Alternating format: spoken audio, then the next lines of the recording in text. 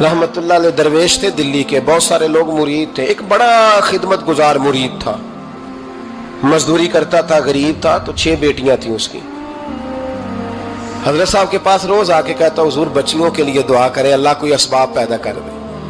ایک بچی کی شادی کا خرچہ 1000 دینار ہے اور میں غریب ہوں. حضرت صاحب دعا کر دیتے. خانقاہ شریف کے تھوڑے ہی فاصلے پر حضرت جہاں بیٹھ کے مریدوں کی تربیت کرتے تھے، اس سے تھوڑا ہی فاصلے پر نا ایک عیسائی رہتا تھا، بڑا مالدار تھا، بڑی سارے اونٹ، گائیں، بھیڑ، بکریاں رکھی ہوئی تھی، اور حضرت شرف الدین رحمت اللہ علیہ کی بڑی مخالفت کرتا تھا. اور یہ جو آپ کا غریب مرید تھا، یہ اس کا پڑوسی تھا. ایک دن بلا کے نا ان کو کہنے لگا کہ تو کدھر جا کے جو ہے وہ ٹکرے مار رہا ہے، وہاں سے کچھ نہیں ملنے والا.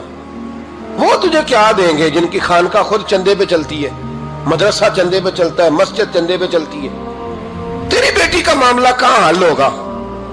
تو اس درویش نے کہا کہ تو میرے پیر کو نہیں جانتا، تو مجھے میرا محبوب نہیں ڈٹھا، تو پتہ نہیں نا، تو اس رستے کا مسافر نہیں، تو نہیں جانتا. ان کا بس چلے نا تو وہ ہر قیمت میں میری بیٹیوں کی شادی کرا دیں. اب وہ عیسائی تھا، کہنے لگا اچھا چلو ٹھیک ہے، اگر اتنی بات ہے نا تو جاؤ ان سے جا کے کہہ دو کہ 6 سال کے لیے میرے ساتھ معاہدہ کر لیں. وہ میرے جانوروں کو چارہ ڈال دیا کرے، 6 سال ڈیوٹی کرے، میں 6000 دینار دے دیتا ہوں. وہ میرے ساتھ 6 سال میرے جانوروں کو چارہ ڈالے رکھتے ہیں نا آپ، چارہ ڈالنے کے لیے ایڈوانس پیسے دے کے. اب تو لوگ انہیں بھی غلام ہی بنا لیتے ہیں، بڑی تھوڑی تنخواہ دیتے ہیں، ظلم کرتے ہیں، پورا معاوضہ نہیں دیتے.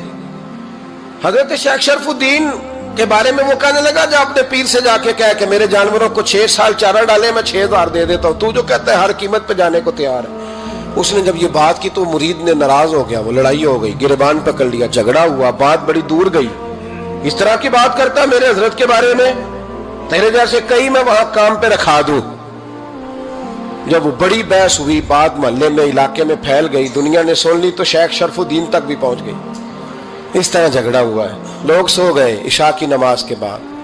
حضرت صاحب نے نا سر پہ کپڑا لیا، اس عیسائی کے دروازے پہ دستک دی. وہ باہر آیا، فرمانے لگے لوگ تو سوچ سمجھ کے ملازم رکھتے ہیں، تو نے بھی تو سوچ ہی لیا ہوگا، تبھی تو مجھے آفر کی ہے. تو اپنی آفر پہ قائم ہے؟ واقعی مجھے رکھ لے گا اور 6000 دینار دے دے گا؟ کہنے لگا جا بابا کام کر اپنا. فرمایا نہیں، تو نے اتنے لوگوں میں بات کی، اتنی بحث ہوئی، تو قائم ہے؟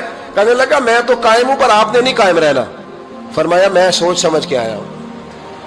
اس نے کہا آپ ڈیوٹی کریں گے، بھینسوں کو چارہ ڈالیں گے؟ فرمایا ایک شرط، بس جب اذان ہو جائے نا تو مجھے رب کی نماز پڑھنے کی اجازت دے دینا، باقی صبح و شام جو تو کہے گا. اگر اس غریب کی بیٹیاں بیائی جائیں تو مجھے اور کیا چاہیے؟ اس کی 6 بیٹیوں کا بوجھ ہے اس کے سر پہ، تو مجھے رکھ لے. اللہ اکبر. وہ کہنے لگا چلے پہ میرے ساتھ خط بندگی کر لیں. آج کل ہم اسٹام کرتے ہیں، اس زمانے میں خط بندگی ہوتا تھا، غلامی کا خط. قاضی شہر کے پاس، یعنی اس کا خیال تھا کہ چلو اسٹام کی بات کروں گا تو بھاگ جائیں گے. فرمایا چل میں تیار ہوں. قاضی تک گئے، طے ہو گیا، 6000 دینار دے دیے. حضرت نے مرید کو بلایا، فرمایا پتر یہ لے جا، جا میری بیٹیوں کو روانہ کر دے. کہنے لگا حضور یہ کیا کر رہے ہو آپ، کچھ سوچیں. فرمایا یار جب تجھے بیٹا بنا لیا تو پھر میری پوتیاں تو لگتی ہیں نا، میرا حق تو بنتا ہے نا، جا کے ڈیوٹی کر، ان کو بیاہ دے. بات پھیل گئی. بادشاہ بھی عقیدت مند تھا، وہ 12000 دینار لے کے پہنچا. کیا بتاؤں ان رب کے بندوں کا دل کیسا ہوتا ہے، کیا درد ہوتا ہے، کیا رنگ. 12000 دینار لے کے بادشاہ آیا اور آ کے حضرت کو پیش کیے کہ حضور آپ دیں اس عیسائی کو ڈبل دیں اور جائیں کام کریں. آپ فرمانے لگے تو پیسے دے، شرطیں نہ لگا، میرا جہاں دل کرے گا میں خرچ کروں گا. مجھے تو مزہ ہی اب آنے لگا ہے، ابھی تو لطف آ رہا ہے، ابھی تو ذائقہ آیا ہے کچھ کرنے کا. پیسے دینے ہیں تو دے، پابندی نہ لگا، جہاں میرا دل کرے گا میں. اس نے کہا حضور ٹھیک ہے رکھ لیں.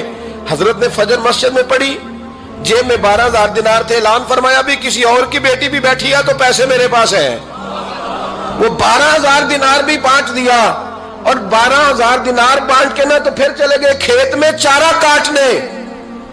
اس عیسائی کو کسی نے بتلایا کہ ان کے پاس تو 12000 آیا ہے پر تجھ سے جان نہیں چھڑائی انہوں نے، کہ وعدہ یہ ہوا تھا کہ 6 دیں گے تو جائیں گے، جب تک دیں گے نہیں تیرے گھر میں کام کریں گے.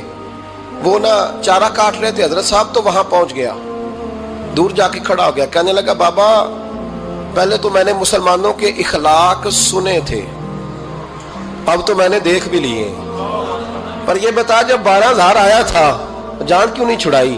تو حضرت چارہ کاٹتے کاٹتے رو پڑے، فرمانے لگے تو نہیں نہ جانتا یہ بیٹیاں سانجی ہوتی ہیں، پتہ نہیں نا، میرے رسول پاک نے تو حاتم تائی کی بیٹی کے سر پہ کپڑا رکھ کے کہا تھا بیٹیاں برابر ہوتی ہیں، تو یہ نہیں پتا جب اس کی 6 بیٹیوں کی شادی ہوئی ہے میرے اندر روحانیت کتنی بڑی ہے۔ فرمایا پھر 12,000 آیا ہے تو 2-4 بچیاں پھر گئی ہیں، تو یہ نہیں پتا میں اندر سے راضی کتنا ہوں، میں تیری نوکری کرتا رہوں گا، پتہ نہیں اللہ کتنی بیٹیوں کو بیاہ دے گا۔ اتنا رویا وہ عیسائی کے پیروں میں بیٹھ گیا، کہنے لگا بابا میں نے تیری مخالفت کی ہے پر تیرے قریب آ کے پتہ چلا ہے کہ تو بہت اونچے اخلاق کا مالک ہے، اور اگر تیرا یہ مقام ہے تو تجھے اخلاق سکھانے والے محمد عربی کی شان کتنی ہوگی۔